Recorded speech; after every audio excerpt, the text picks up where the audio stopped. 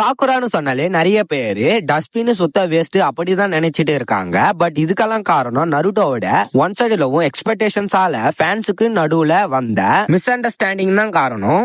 அப்போ எக்ஸ்பெக்டேஷன்ஸ் இல்லாம வாழணுமான்னு கேட்டீங்கன்னா, பட் மதரா சொன்ன போல யதார்த்தத்துல அப்படி இருக்க முடியாது அண்ட் அப்படி இருக்கணும்னு அவசியமும் கிடையாது. தென் இங்க நருட்டோ அண்ட் நம்மளுடைய மேஜர் தப்பு என்னன்னா, நம்ம எக்ஸ்பெக்ட் பண்றதுல இல்ல.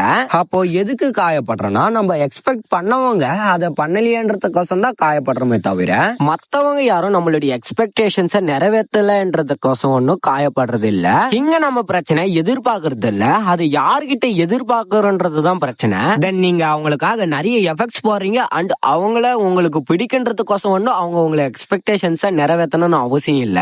லைக் இதுக்கு நீங்க ஒரு பூனைக்குட்டியை பிடிச்சி உங்களுக்கு பிடிக்கின்றதுக்கோசம்லாம் அதை பேச வைக்கணும்னு நினைச்சீங்கன்னா அது பேச வைக்க முடியாது. அது மியானு கத்துமே தவிர மத்த ஓட்ஸ் எல்லாம் அது கிட்ட வந்து வராது.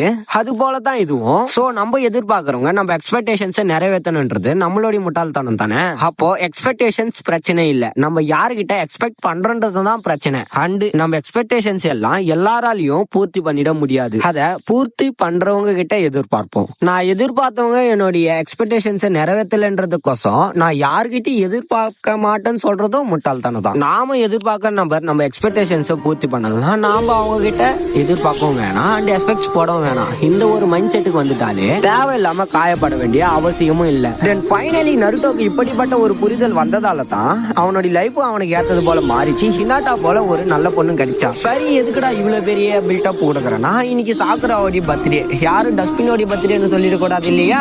அதனால தான்